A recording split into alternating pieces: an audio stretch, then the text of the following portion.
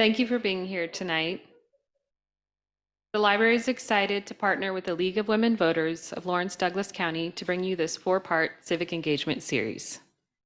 Continuing the series on October 16th, speakers from Kansas Action for Children and KNEA will walk us through the Kansas legislative process and touch on recent school-related issues. Wrapping up the series on October 26th, we'll have a deep dive into public school finance with Dr. Lena Batt from the University of Kansas. Tonight's event is being streamed and recorded over Zoom and will be made available on the library's YouTube page. Please be mindful of speaking into the microphone for our speakers or our viewers over Zoom. Thank you.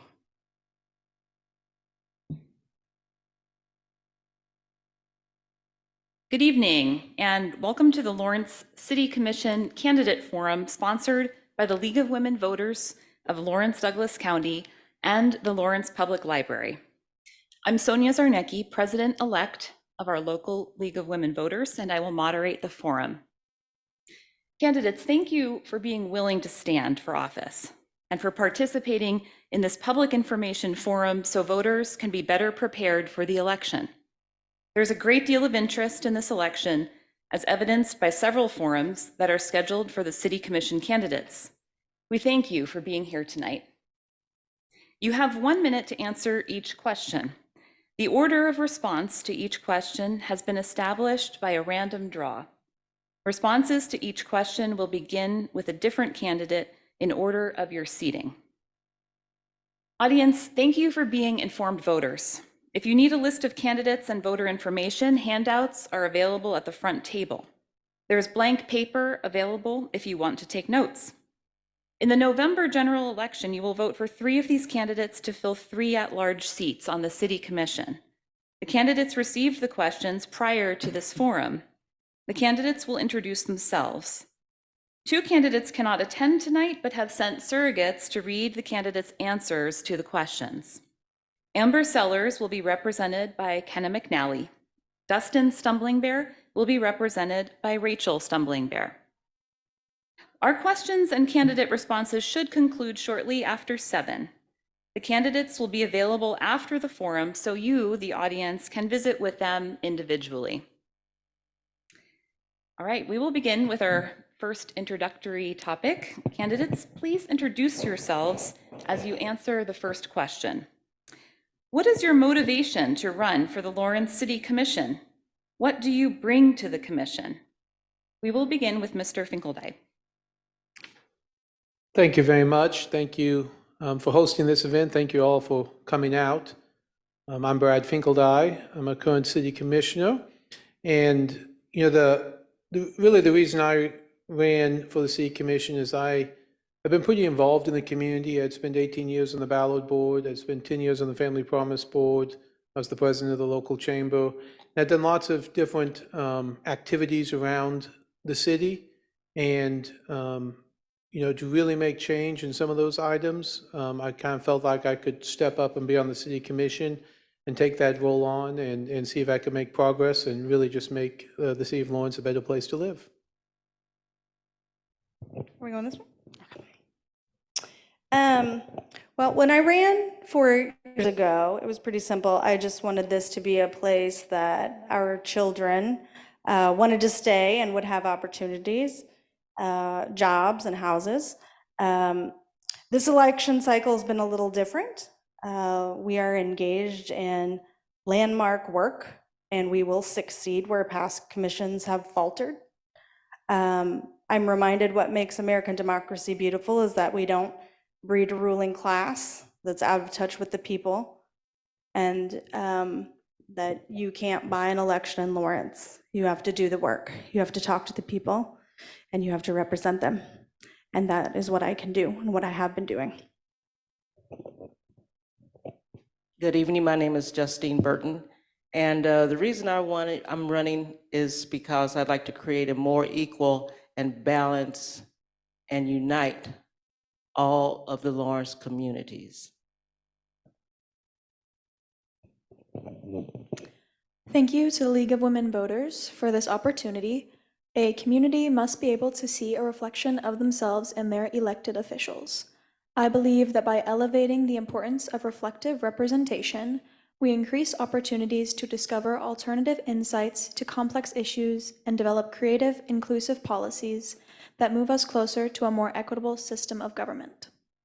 My 20-plus years of professional experience in government affairs, research, regulatory, and public policy, my experience tracking and interpreting the impacts of state legislation on local governance makes me a unique asset to local governing.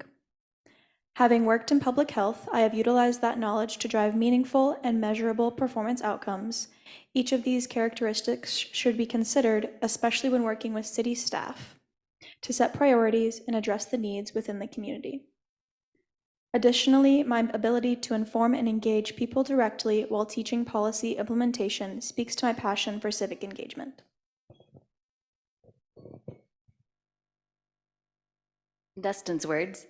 I was raised with the idea of service to my community. I view being elected to the Lawrence City Commission as another way for me to serve my city. I have the time to research and prepare for the City Commission meetings. I have the time to not only read the minutes for our advisory boards and commissions, I spend the time watching the meetings in full and listening to the conversations at those meetings. I consider multiple perspectives for any issue that is presented to me. And when I have a question, I don't relent until I get a satisfactory answer.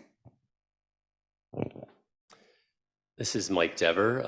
Glad to be here tonight. Thanks to the hosts this evening and the League of Women Voters and Sonia, our host. One of the reasons I wanted to be a part of the City Commission in the future is I thought I could bring additional viewpoints and knowledge to the process. I think the experience I had in the past could be helpful to solving some of the problems in the future.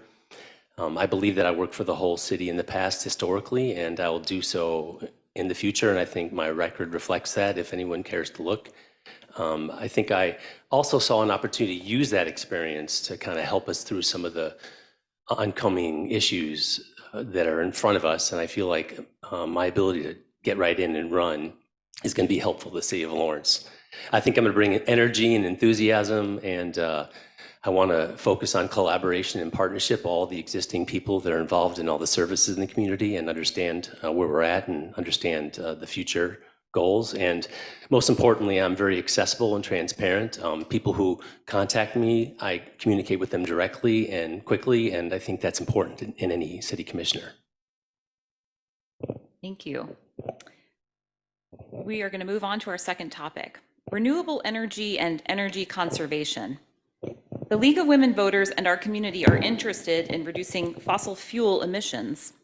The city goals, in accordance with Ordinance 9744, are to use 100% clean renewable energy by this timeline, by 2025 for electricity in municipal operations, by 2035 for all energy sectors in municipal operations, and by 2030 for electricity citywide.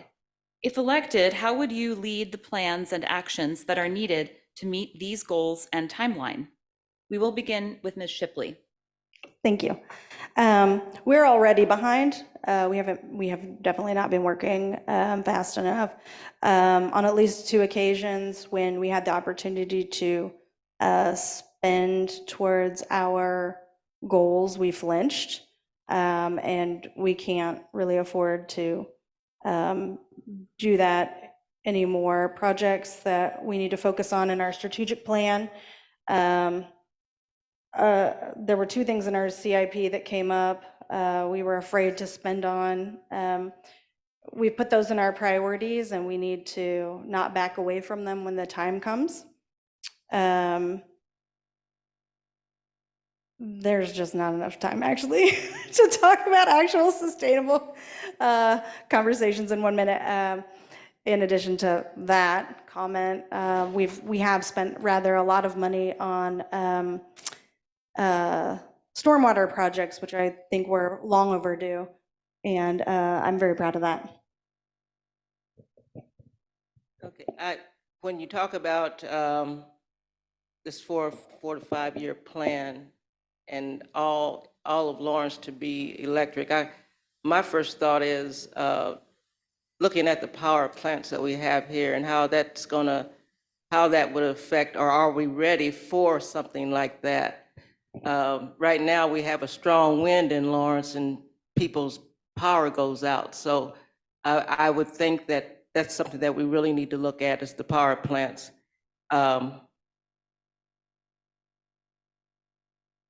don't know what would happen if we had a natural disaster. So that would be, like I said, that'd be my first thought. And I feel also that, we do have a democracy here. So when we talk about entire Lawrence, I think everybody still has an option to choose. The Commission not only has the authority to create laws, but also to implement and develop sound policy. In order to meet these metrics set before us, I believe it is necessary to incorporate sustainability commitments and strategies into every aspect of our strategic plan outcomes.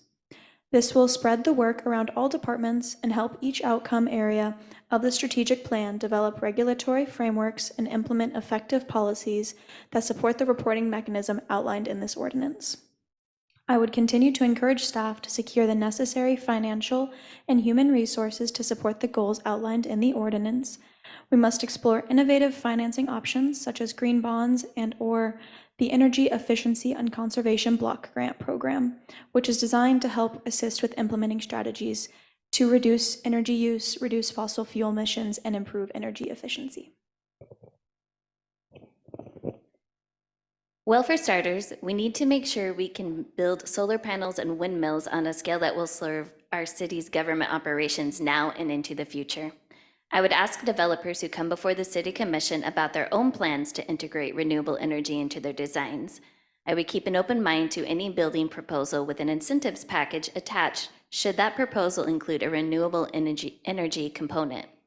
I would attend conferences to learn about how other cities are implementing 100% renewable strategies, both physically and financially. I would openly debate with my fellow commissioners about the benefits to our city for more renewable energy options and other ways to maintain our environment. My goal in debating these policies would be to gain consensus so we can clearly direct city staff on renewable energy implementation. I think I'm pretty enthusiastic about the city's current plans for enforcing and trying our best to purchase as much renewable energy as possible as soon as possible. I think that's how you lead by example. I think it's the city's job to lead by example. I think the city has done so in the past. When I was on the commission previously, we created a sustainability position between the county and the city, and we sought measures and goals to try to actually improve site-by-site sustainability. I'm a degreed environmental professional. I work in the environmental industry. I understand the acronyms and the information associated with renewable energy. I've studied it for many years, and I've worked hard to keep up with the demands of technology regarding it. And I feel like I could take that knowledge and share it with the commission as we try to achieve some of the goals that we have, and then also by example try to show others how to lead a more sustainable life and use renewable energy. And then finally, previously when I was on the commission, we invested heavily in renewable energy. We invested in the dam in Bowersox mill. We invested in the folks who want to create renewable energy from hydroelectric, and I think the city has been a leader in that way, and I think we need to continue that.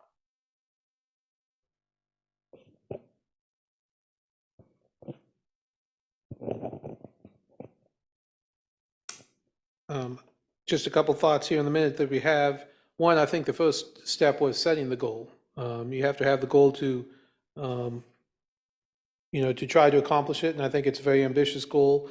And by setting that goal, I think we are leading by example. As previously mentioned by Amber in her response, we also developed a strategic plan that includes, environmental sustainability as a commitment, and this is one of those commitments that's incorporated throughout our strategic plan. I would also add we've worked on several projects. One, we have a consultant working now on how to electrify our entire fleet. We have worked to establish policies in our new CIP for utility projects, and we have a new for building projects as well as utility projects. We're the first city in Kansas to to have an environmental look at all our utility projects. So again, I think we're leading by example from the city. Thank you. How can the City Commission encourage citizens to increase renewable energy use and improve energy conservation practices to decrease the emissions of burning fossil fuels in Lawrence? Ms. Burton will begin the responses. Okay. I would say if the city of Lawrence wants everyone to be elected by in 5 years, and this is just my opinion, they should pay 85 to 90% of citizen cost to convert all of their appliances from gas to electric, plus the conversion of old gas furnaces and ACs to HVAC. Then give tax rebates on electrical bills.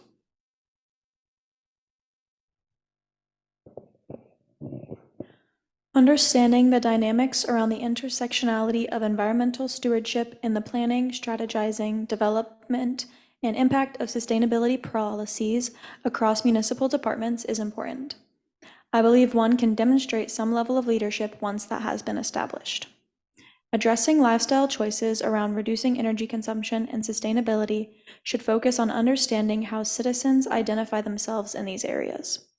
The issues one may care about or believe in are interchangeable and should not be viewed as negative or counterproductive. To educate and encourage individuals, these differences in thought should be shared and examined against social determinants and the many subpopulations that will be impacted in our city. Our City Commission could work together in directing city staff to find programs that help property owners assist in the cost to better insulate their properties. Properly insulated homes reduce utility bills and reduce the amount of natural gas that is burned to cool or warm our buildings.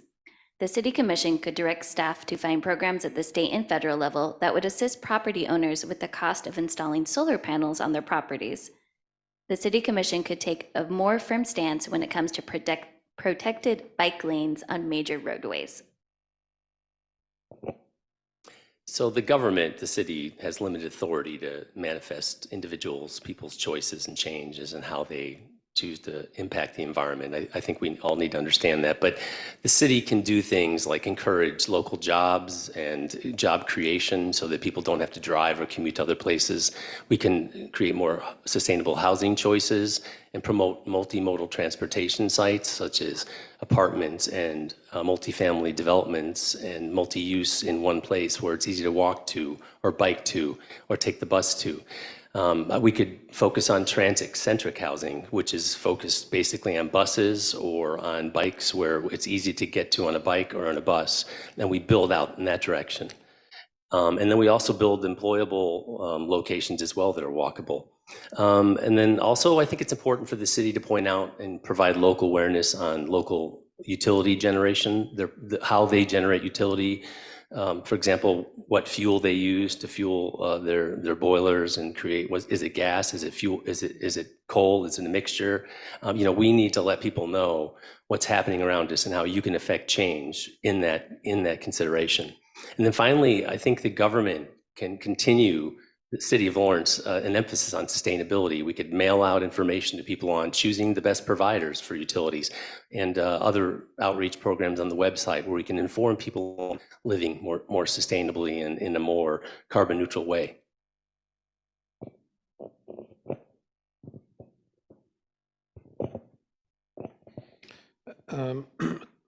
Certainly agree with Mike that the goal here is to encourage, and I think there's lots of ways to encourage that. One would be that when we brought forth these goals, Black Hills decided to create a project. They've been working on it, but they created a project in which you can get your gas offset with complete renewable energy, and they decided to pilot that in Lawrence. And so even today, if you want to offset your gas for a slight $5, you can set off your gas. So you can contact Black Hills about that. One day they hope that will be zero. The same for your West Star bill. You can pay right now an additional fee to have all your energy come from wind. So those are some examples. But the biggest issue would be the development code that we're completely rewriting now, allowing solar, allowing walkability, allowing insulation, and encouraging all of that. Again, don't have enough time to get into it, but the development code will be the biggest way to do that in the future. Thank you. I'm glad some other people brought up public transportation. And again, thank you to Commissioner Finkeldye for bringing up our electric buses that we got as a result of our incredible staff that went for public grants to get. We're way ahead of other communities. We should be really proud of having our electric buses, and I'm very proud. I agree about walkability and bikeability. I've been banging on about protected bike lanes for a long time. In addition to our loop that we've invested strongly in, we need to connect that loop with spokes, which will be able to bring people to their jobs and their homes without cars. So once we build to discourage cars, we'll be ready for climate change, we'll be ready for sustainability, we'll be ready for future generations who really aren't interested in driving cars at all. So I think those are things we can focus on as a city. Thank you. Our third topic is about housing. What progress has the city made in providing affordable housing in Lawrence, including for those who are unhoused, and what are the unresolved challenges? Representing Amber Sellers, Ms. McNally will begin the responses. The city has made great strides to be successful in creating access to housing. Reviewing our land use codes and zoning regulations better positions the city to expand housing scale and speed of production. With the introduction of housing policies to ensure tenant protection related to source of income, the city remains true to preserving safe, welcoming, inclusive neighborhoods.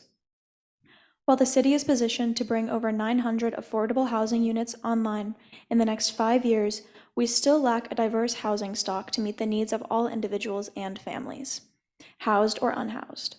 We are currently experiencing a bottleneck in our housing continuum. A large portion of our unhoused community members are camping due to limited emergency and temporary housing. As we address this bottleneck, the pathway to housing becomes more efficient. If we want to be successful at ending the cycle of homelessness, in addition to reclaiming and retaining individuals and families, we need to take a deliberate, innovative look at how to infuse our housing and rental market with moderate income housing projects.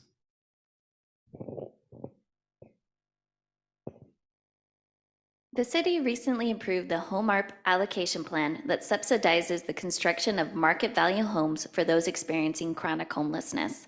The City and County Commission recently voted to give the Lawrence Douglas County Housing Authority the ability to purchase land for the purpose of building long-term affordable housing. The city is updating our land development code in the hopes of adding legibility and flexibility for those wishing to build more housing in Lawrence. Our city government has begun work on the Pallet Shelter Village to transition people from being unhoused to housed. In 2024, the City of Lawrence will have a new homeless programs department, a rarity in the country. The City and County Commission have agreed to a co-governance role with the Lawrence Community Shelter. A major unresolved challenge are separate sites for people who are experiencing mental health issues, those with substance abuse issues, people unhoused due to economic hardship, and those families that have children. We cannot serve all these populations or have proper case management at the same site for all these individuals. So I think the question was pretty clear for me that the best thing that the city's done is approve the sales tax to help pay for all the things we want to do for the unhoused and the low income housing that we need built in Lawrence. We've had this problem for many years. It's happened all across the country. I think we were smart as a community to pass that sales tax and pay it forward into the community. And I think people like Tenants to Homeowners and the Lawrence Douglas County Housing Authority have done a great job. They've got tremendous plans. They need more land, they need more approvals, they need more support from the community to allow them to build in their neighborhoods, to make neighbors out of our neighborhoods with multiple levels of housing for multiple levels of incomes. I think the city did a good job of creating affordable housing with the lofts and apartments along Delaware and Pennsylvania, and I think the recent approval of the senior affordable housing close to downtown is really important, because that's going to create a walkable, easily accessible place for people who, I think there'll be even more seniors aging into that level in the coming future in Lawrence. I think across the country, I think it was a good thing for the City Commission to do that. Some of the challenges we face in allowing this, and I think the city can help, is planning and annexation, making sure we are inclusive in the types of housing we put into these new areas, and making sure we're focused and making sure those plans are exercised and put in place, not just the money set aside and the plans written, but we need to make sure it gets done. And I think the changes to our development code that need to be approved and made complete, and I think that'll encourage more private investment in this area.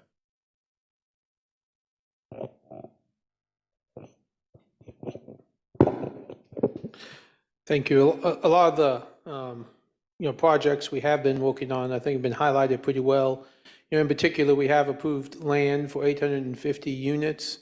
Amber said 900. I'll take that if we can get it, but 850 units, and that includes property at 31st and Castle, property at 15th in the SLT, property near Holcomb Park, and then multiple sites around the community that tenants to homeowners and the Housing Authority have. And so, with the affordable housing tax and with the ARPA money, both the city and the county put the money into that. I think we have a great plan to get those affordable units. Then we need housing at all price points. We need variety, so we've approved some annexations. And then again, I'll mention the development code, one of my favorite things to talk about. We'll be able to have, hopefully, a new development code, more rights to have ADUs, more density, more ability to have affordable housing throughout the community, which will, again, give us housing at all price points. I won't re-mention the things that have already been mentioned, including the 850 units. I think we have been efficient in leveraging your tax dollars from the trust fund, but we need to be sure that we watch, that we keep the balance from our nonprofit and our private partners, and be vigilant that private entities don't see your tax dollars as a slush fund. I definitely think, I know it's kind of included in the committee on committees to review our committees, but I think we definitely need to rebalance the Affordable Housing Advisory Board. It has some inconsistencies. This is sort of a two-part question, unfortunately, the houseless issue. Former commissions, in my view, sought to hide and unsafely warehouse our houseless neighbors without engaging community partners, and this commission is responding to the call by this community to dig deeply and mobilize our talents and address gaps in service, which is what we're doing right now. My idea of affordable housing, like I said, I'm new to this, so they see things that I don't see. So I'm always looking at maybe a single mother that has a couple of kids and she doesn't want to live in an apartment. She wants to live she wants a single home or either a two-family home. So that's kind of my idea of what affordable housing is. It's not always apartments and stuff. And I guess apartments are good for whoever wants to live in them.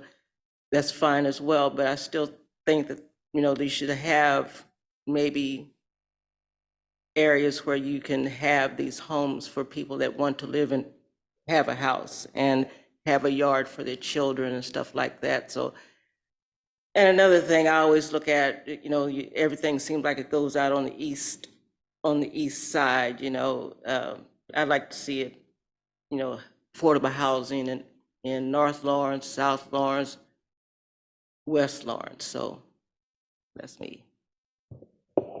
Thank you. How should the City of Lawrence work with USD 497 and businesses, such as the Panasonic plant, to plan for projected future housing and school needs in Lawrence? Dustin Stumbling Bear, represented by Ms. Stumbling Bear, will start the responses.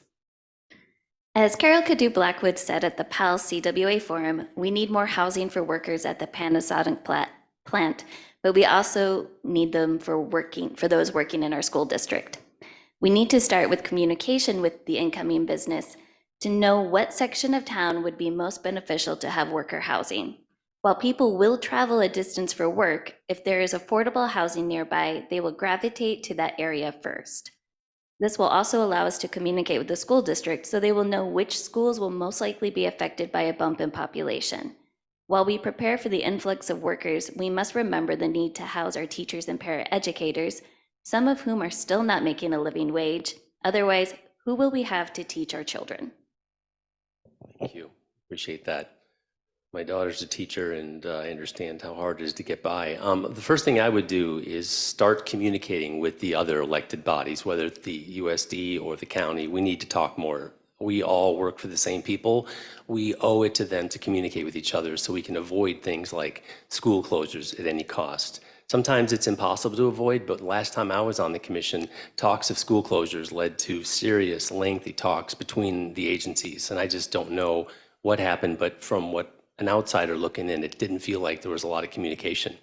I would encourage regular and individual group with commissioners with the USD so we understand what their needs are, see how the city can help them and how they can help us draw in a number of people if they're willing to come to Lawrence. I would want to help develop neighborhoods that are more densely occupied to increase enrollment in schools that are marginally occupied or ones that have already closed. If we can help build up density in these areas, we have space for that. And then I'd also make sure that we would show potential ideas and plans to other outsiders like Panasonic and see if this is the kind of housing and this is the kind of place they want their people to be.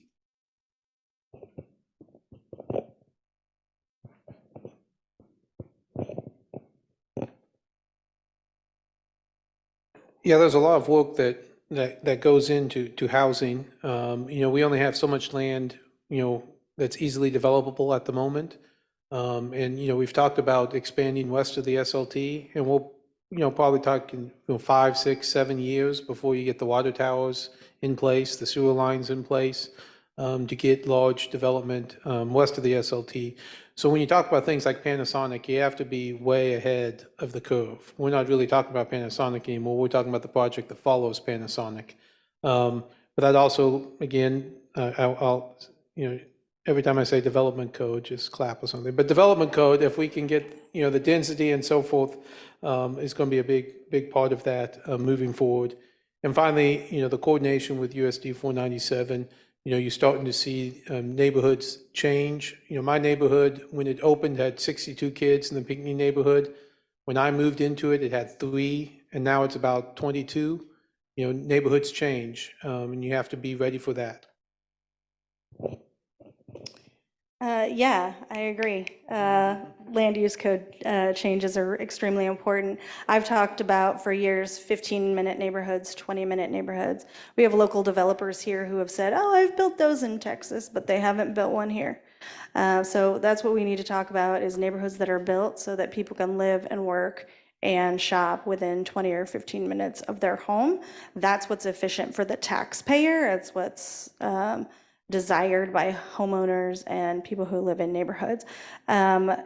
I would also say, I think I'm agreeing with Mr. Stumbling Bear that, yeah, everybody's worried about Panasonic, but we have people right here with childcare needs that we need to work on, and our partners have been doing some very good work. We have 800 city employees, they have children. So I want to concern myself with some of their needs before I lose sleep about Panasonic, which I happen to agree with Commissioner Finkeldye, is probably not going to bring us the money that we think it will, certainly not the number of people looking for housing that we think it will. And on that, I do agree as well. I think our focus, even though we do have Panasonic coming in, the worrying about and building Lawrence and making the people in Lawrence, the families, the citizens of Lawrence, that should be our focus. If you want to build out, build extra as you're building houses, for this plant, we don't know how long or how many people are coming here. So that wouldn't even be my focus as far as that goes. But you need to take care of your community. You need to take care of Lawrence. That's the bottom line. And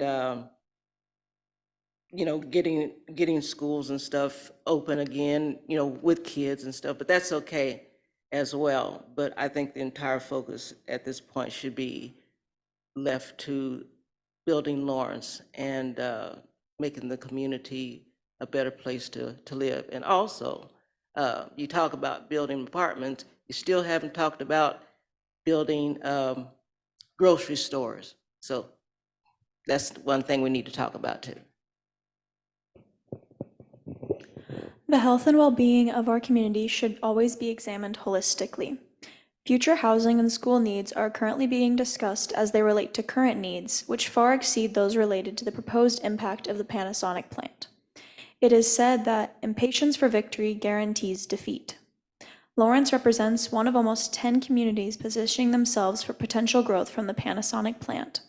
As we are faced with navigating attrition in our schools and increasing our housing stock, the best approach for the city, USD 497, and businesses is to continue to be diligent and steadfast in addressing current school and housing needs and policies for economic impact. By elevating the work in these spaces, we keep projected future needs in mind. Thank you. Our next topic is about urban planning.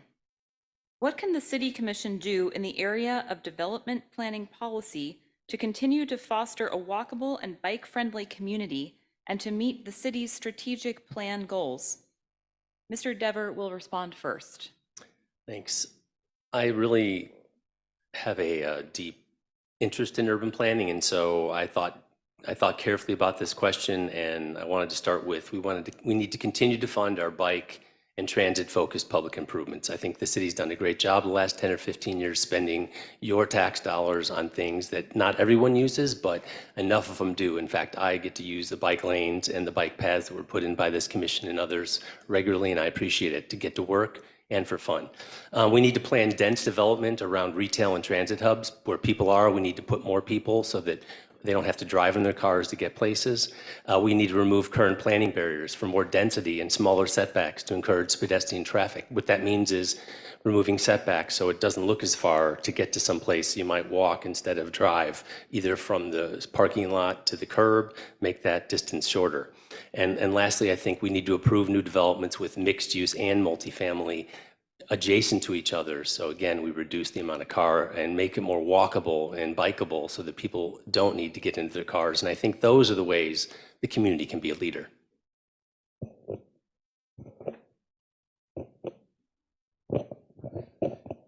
Finally, a question. I can spend all 60 seconds talking about the development code. So, you know,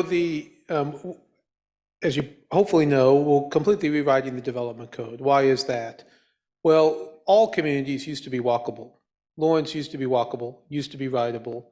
And then the suburbs came around and we created a development code that now it's illegal to build Old West Lawrence. You cannot build Old West Lawrence again. You cannot build downtown again. You cannot build East Lawrence. It's against the rules. We need to rewrite the development code that allows us to create places like Old West Lawrence, density downtown, density around downtown, and mixed use areas, the 15-minute, 20-minute walkable neighborhoods. That's the concept in which you have that mixed use. You have grocery stores, you have multifamily, and you have single family all around central hubs so people can walk and they can bike, and we need a code that allows us to do that.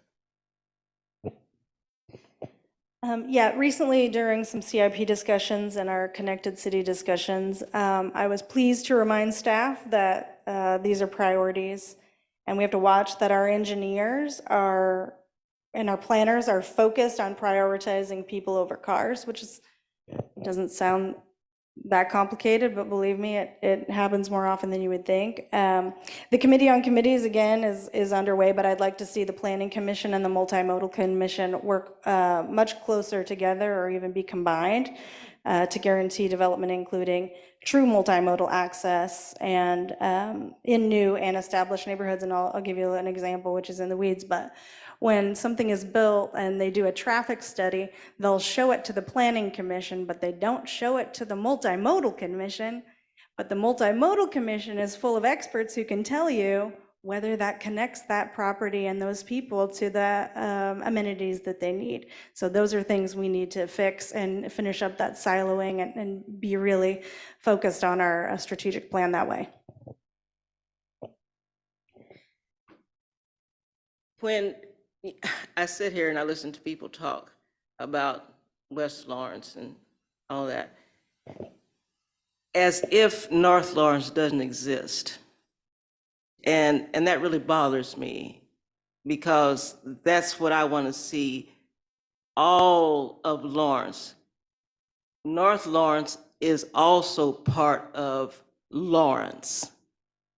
And we need to focus on those areas and building up those areas as well. North Lawrence is a beautiful place. And, you know, I don't know how this is going to be done, but it needs to be done.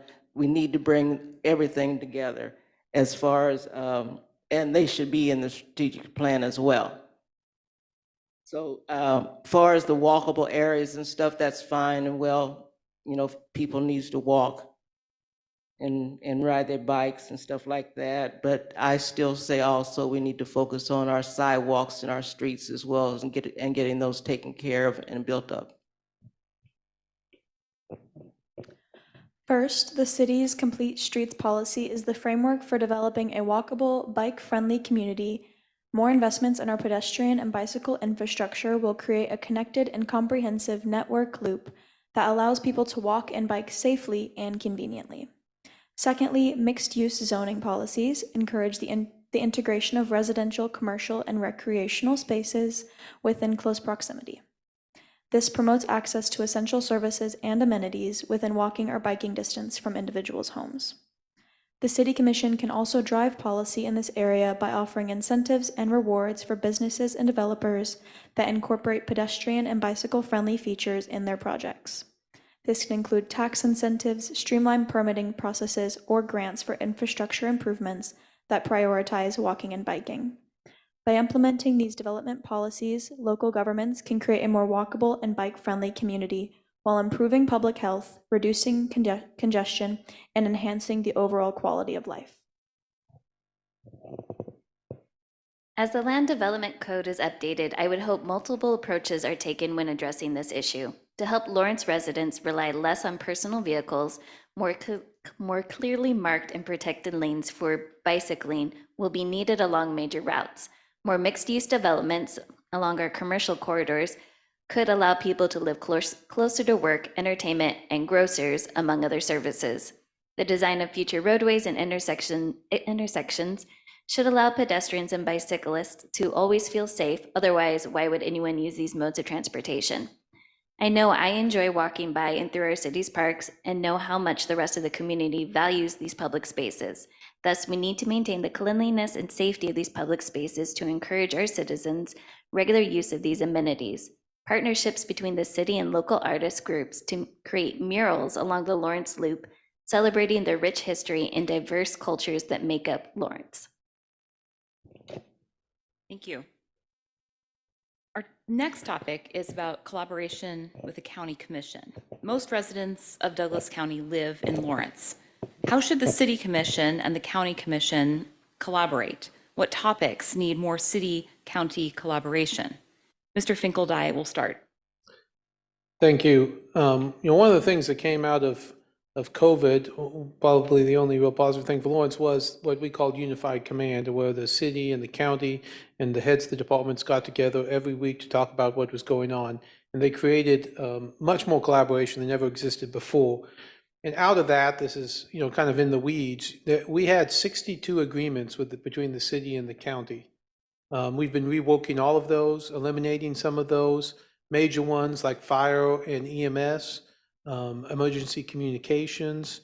But we also had agreements on the parking lot outside the judicial center and the what's the word I'm looking for? The parking stalls out there and who owned them and who maintained them. Anyway, we have lots of agreements. We've been working through all of those, and we've made great progress on that. And finally, I'd say, because I'm almost out of time, the plan on homelessness and the continuum of housing, from emergency sheltering to the end, we have part of that plan, but the county has the rest of the plan. It's a good communication. Yeah, I'm told the story a little differently, but I agree. When Commissioner Finkeldye and I came in 4 years ago, I would say there was actual palpable animosity from years of negative transactional relationship between the city and the county. And he's correct, COVID was part of that. But also when we came in, we were making that part of our responsibility to improve that relationship. And it has been improved tenfold, some of the examples he's given.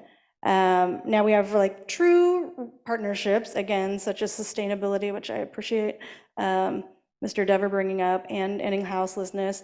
But what's important about that relationship and that change is that we can stop working at cross purposes and spending duplicative money, which is your money. So we're doing a much better job at that, at spending. On the other tip, I want to say that we do need to watch our county and city CIP items for things like the Wakarusa extension, which is a waste of tax dollars and destroys sensitive green space. Okay, I'd say reducing taxes. Somebody needs to be looking at reducing taxes and, really finding a way to spend their money more wisely. Maintenance of the old historical buildings, I would say, would be one that as well. Enforcing building codes and fines for non-compliance of maintenance on all vacant and non-vacant buildings around Lawrence. Those are things that I think should be some things that need to be taken care of. Collaboration and cooperation between local and county governments are essential for effective governance. A level of such already exists between the city and county. Each body meets annually to discuss topics which I believe is inadequate and counterproductive. I believe quarterly meetings would be ideal to receive updates on housing, economic development, and public health matters, all issues the city and county currently collaborate on. The City and County Commission should collaborate on expanding the footprint of the Lawrence Community Shelter, as the land directly behind the shelter is owned by the county. That land could be used to construct outdoor shelters and park benches for those across Lawrence, but next to the shelter for the residents to use during daytime hours. The City and County Commission should also work together on creating more supportive sites for our unhoused population. The County Commission has publicly stated that the responsibility of supportive housing in Douglas County falls to them. Our city needs more than one site to provide the case management specific to the affected populations. We need to discuss a dedicated funding source to hire people for case management.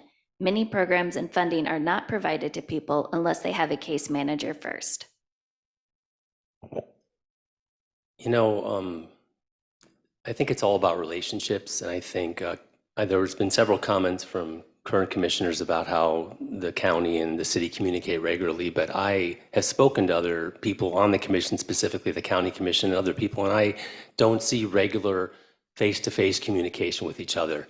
And you need to create relationships with each other. Zoom's fine, but COVID is over, and I think we need to have, as somebody else pointed out, routine meetings between Douglas County commissioners and even school board commissioners, because when I was on the commission last time, there was a horrible relationship with the county when I got on, and then people like Mike Amix and myself helped forge relationships that created partnerships that developed things like Freedom's Frontier National Heritage Area and KUIP. So I think our relationship was blooming and blossoming when I left the commission, but whatever happened afterwards, perhaps people weren't communicating with each other, and I think we need to focus on that for any future aspects of our community. And most importantly, we need to focus on our public housing needs and the unhoused. And I think the city and the county together can accomplish way more than together than apart. Thank you. Our next topic is about equity. What can the City Commission do to assure that all citizens in Lawrence have an equal opportunity to participate in local government? Ms. Shipley will respond first. Believe it or not, I think we've made great strides in terms of public engagement. Lawrence has a high expectation of public engagement we should be proud of. When we meet with other municipal leaders, we go to meet League of Municipalities. Others are jealous of the amount of engagement that we get from our public.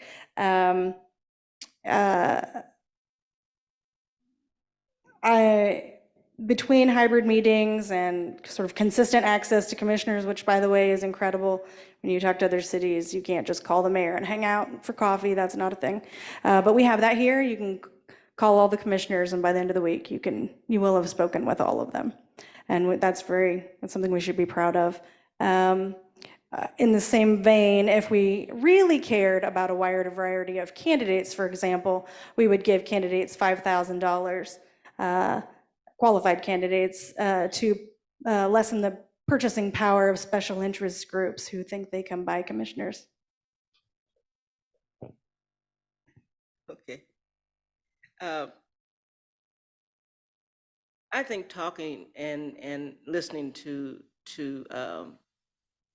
the citizens of Lawrence is the main thing. There's a lot of people that don't vote, probably because they really don't understand the voting process. So I'm not talking about sending people pamphlets or anything, because they probably won't read those either. But you need, we need to be able to find a way, to get the people that are here in Lawrence that usually don't vote, being able to get a hold of them and just talking to them, or getting them out to a town meeting, or, offering some kind of incentive for them to come out, coffee and donuts or something. But the people, that's the ones that we need to touch and talk to, is the ones that really, really don't understand the process of local government. Local government must build with, not for, the community. This is the basis of a co-governance or a participatory government. Ensuring equal opportunities for citizens to participate in local government is essential for a functioning democracy. Offering public comment regularly or serving on a board or commission can be elusive and should not be the only option for civic engagement. Likewise, traditional community engagement approaches are often performative and lack critical components of inclusivity. Commissioners can drive innovations in co-governments by ensuring that the city actively reaches out to diverse communities and engages citizens outside of bureaucratic processes, promote civic engagement initiatives to educate citizens about local government processes, their rights, and the importance of participation, recognize linguistic diversity within the community and provide language access services, and investing in programs that empower citizens and build their capacity for participation.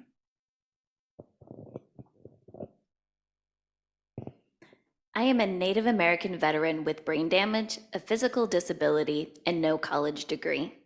As a disabled veteran, I have loved being able to participate at City Commission meetings and advisory boards meetings via Zoom, at least one positive from the pandemic.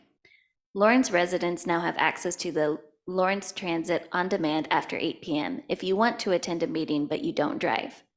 Any person can come and speak to any issue not on the agenda during general public comment for 3 minutes. Then that same person can comment on every agenda item for 3 minutes if they were so inclined. And yes, the 3-minute time limit is a good thing as more people are able to speak. Because back in my day, that is 2017, there was no time limit on public comment and people did take 15 to 20 minutes and meetings did go until 3 or 4 in the morning. With that one simple change, more people have participated in meetings, and it is rare a meeting goes incredibly late. All City Commission and Advisory Board meetings are posted on YouTube, so any interested person can catch a meeting they missed. Marcy Francisco had a good idea the other day. She told me that city commissioners should have a shot clock of 3 minutes so that we could move the meetings forward. And I'd be willing to move forward with that for a more open commission. But honestly, we need to provide a welcoming environment in the commission room. We need to be reasonable. We need to listen to people's demands. We need to be attentive. We need to not cut them off. We need to let them say their piece, good or bad. And we need to take the heat. And we need to take the laurels. We need to be willing to take all sides of communication because that's hard, but that's your job. I think we need to communicate directly with the public, not through some medium, not through the city manager, not through some department head, but when you have a problem, you need to be communicated to. You should be spoken to directly by that commissioner, whether by email, whatever means you want to. And I feel like that's something I could bring, and I think that's something we need to focus on. And I think we need to invite diverse viewpoints to boards and commissions. And diversity, I mean geographic, and I mean throughout the course. And I believe that we need to make board vacancies aware to people who we might want to be on the board, not just wait for them to come apply. And I think that's the way you help create a more inclusive government.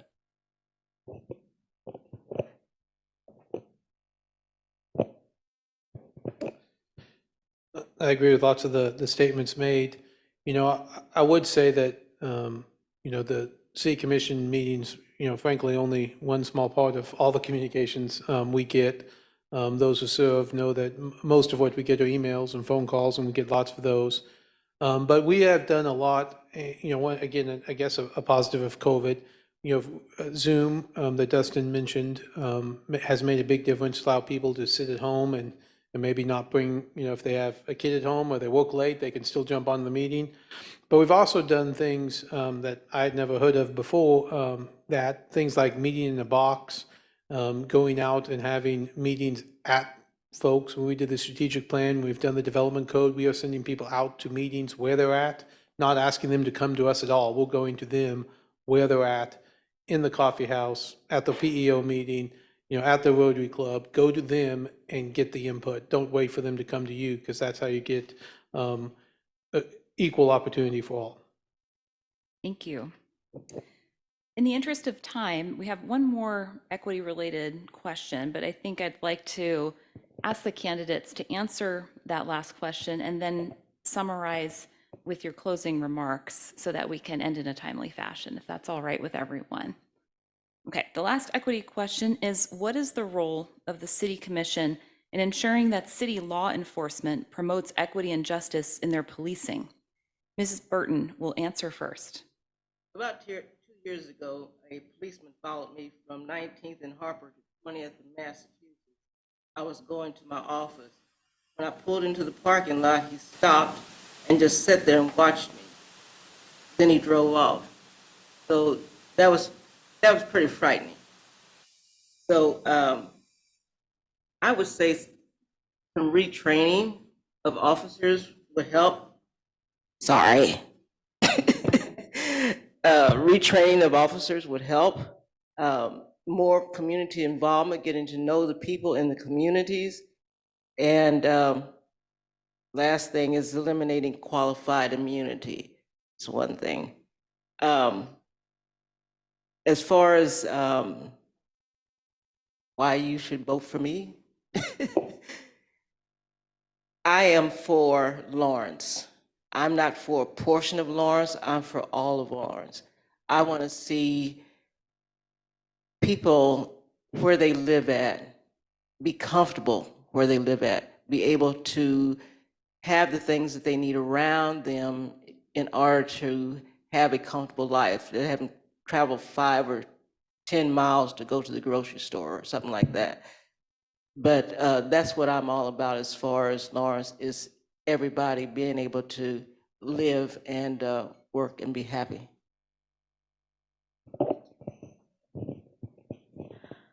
Local government plays a crucial role in promoting equity and justice in policing.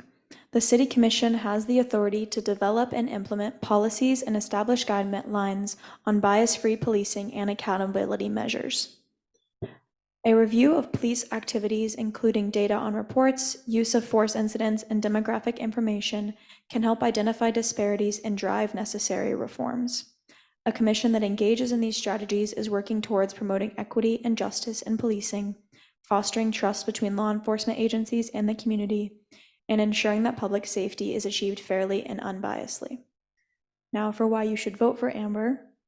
We cannot change what we are unwilling to confront. We must commit with action. We need elected officials who will move initiatives forward in a way that grows us into a community that we can all live, work, and thrive together. For the last 2 years, utilizing my public policy knowledge and passion for civic engagement to strengthen our community from within has come with great joy and pain. Through it all, I believe my voice can and will continue to be a catalyst for sound policy development and social change for our community needs.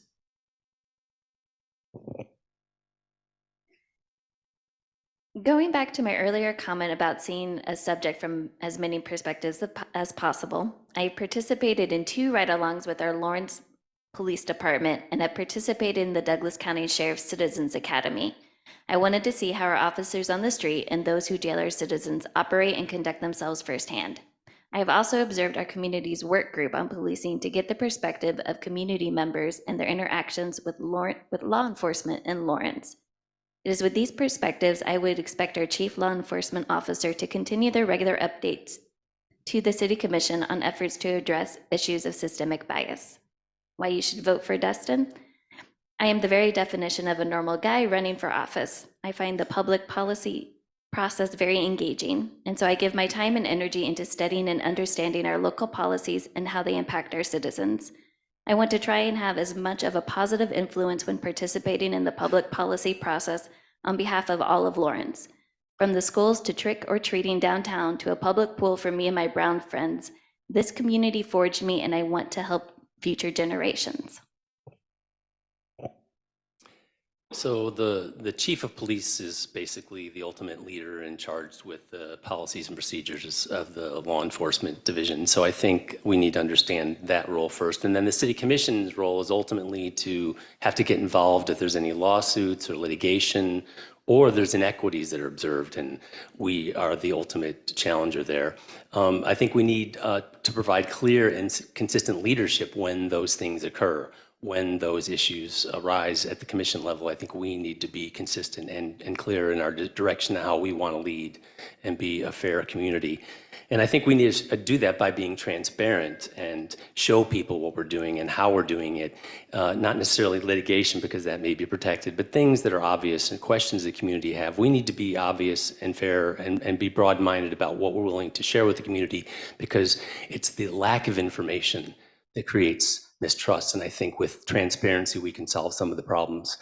One of the reasons I am running for the city commission is I really enjoyed my previous 8 years on the commission. I think we did a lot of great things. One of the things we did, we're sitting in the library that you all paid for and I helped get built, and I'm proud of those things. And I want to keep helping the community put their energies and monies together to build great things for the community. I want to work with the existing commissioners and understand the importance of communication. I don't think I can do anything by myself. I know it takes a team, and I want to be a part of that team. I have the energy and the time to put into the job. I've done it before, and again, I'm willing to do it again. I'm going to work diligently on the housing and the unhoused issues in the community. I think that's one of our top priorities and something I'd like to be a help in forging any future plans, and how to coordinate the existing resources we have in the community to better serve the unhoused and those that are really in need.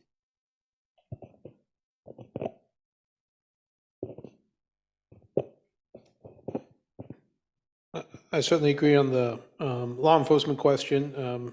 In short, kind of as Mike said, the city commission is the ultimate authority over the police chief, and so we do have that responsibility to promote equity and justice through our police chief, and it's a responsibility we take very seriously, and certainly I think it's something we need to continue to work on. We need to finalize the police review board, which has been in process for a while, but we need to get that finished, which really kind of leads me to why I hope I get one of your 3 votes. By the way, that's the great thing about this election. You can vote for 3 of us. You don't have to pick one. So I would like to have one of your 3 votes, but that's because there's a lot of work left to be done. When I got elected 4 years ago, about, Courtney and I together, about 4 months after that COVID hit, and we spent 2 years doing things, I never thought we'd be doing. And, one of the things we had planned to work on is, things like to have the development code done by now. It's not done. I'm chairing that committee. I want to finish that job. The housing issue obviously exploded in lots of ways. We now have a plan. We're in the middle of implementing that plan. We need to finish that plan. We talked about the 850 affordable housing units. We have the land. We have to get them built. Strategic plan we've been working hard on. We have to get it finished. So anyway, there's a lot of work to be done, and I just hope I can stay on 4 more years and get that work done. Thank you, and thank you, Sonia, and everyone for everything, having us here. Yeah, sorry, I was misunderstanding perhaps what Mr. Dever was saying, but policy is our actual function, so we are the ultimate arbiter of what our police policy is.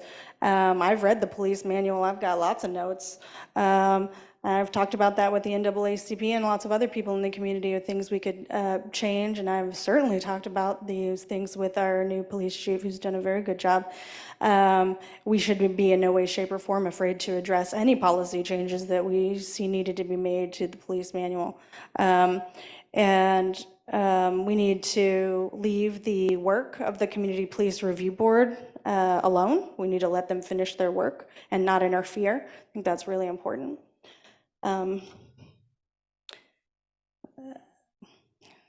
As far as why you should vote for me, I think Lawrence needs commissioners who listen more than they talk. I think we need commissioners who can't be bought. I think we need critical thinkers who can bridge ideological divides that plague our community. We know they do. And we need commissioners who don't just focus on immediate economic gain, but look into the future and think about how that will affect future generations. And I can continue to do that for you.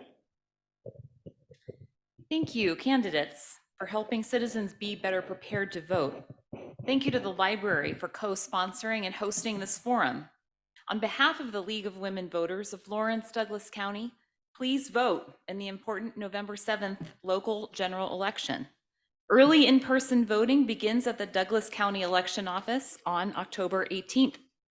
This Saturday, October 7th, the NAACP, Black 30, and Loud Light will sponsor another candidate forum at the Leeds Center Pavilion, with Lawrence School Board candidates participating in a forum at 1:15 and a Lawrence City Commission candidate forum at 3 p.m.